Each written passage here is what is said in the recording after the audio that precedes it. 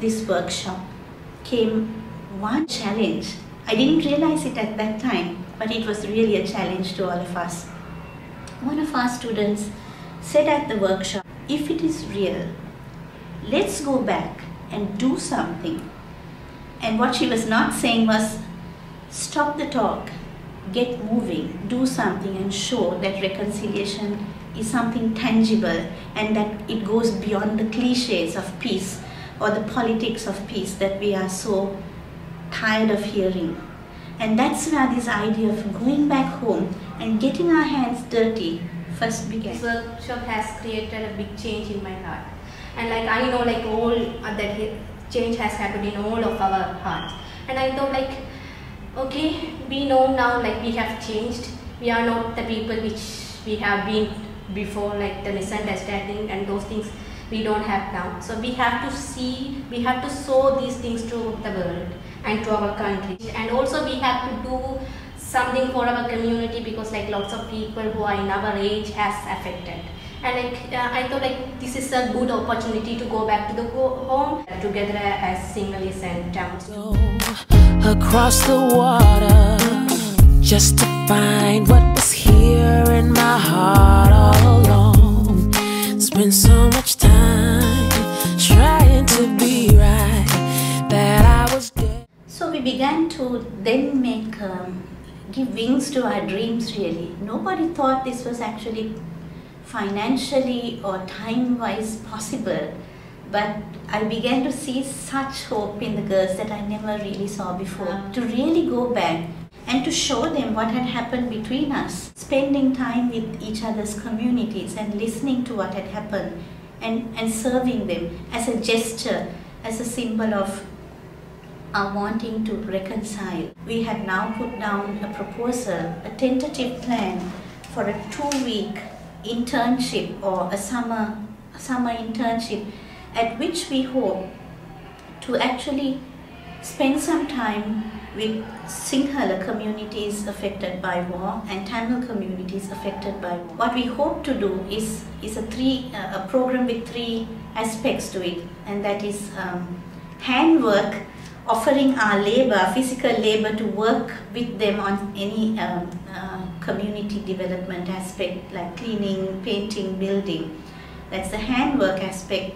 Then the heart work aspect of just being with them, listening to their stories, taking their pain and sharing with them our own reactions to their lives and their suffering. And head work, by which we mean really educating ourselves, studying about the conflict in a formal setting. This is basically how we want to spend our time. 2 weeks in Sri Lanka, partly with the Sinhala community, partly with a resettlement village of Tamil displaced people, doing the same 3 things there, studying about it, spending time with them and engaging in physical labor.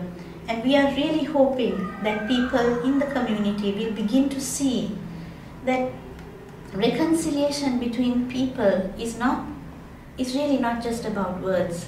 It's really not just about political mileage. It's not about media and coverage, but it's real because it has happened here, it's happening with us, and we know it is possible.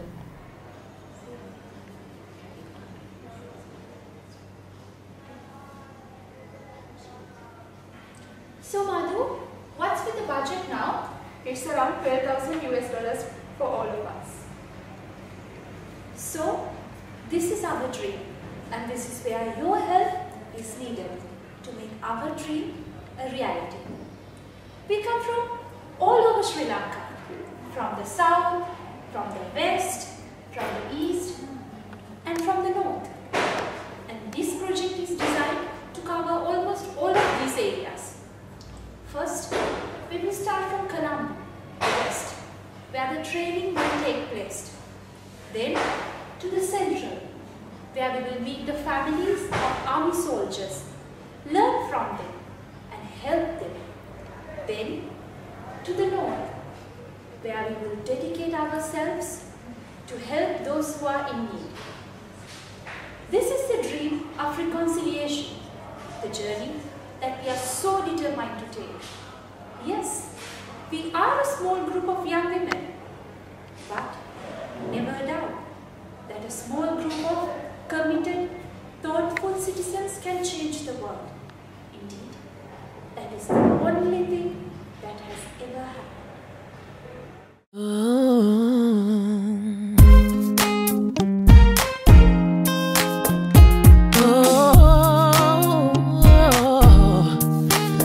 I just want you to know, after everything that we've been through, I just want you to know that I still love you, that I still love you.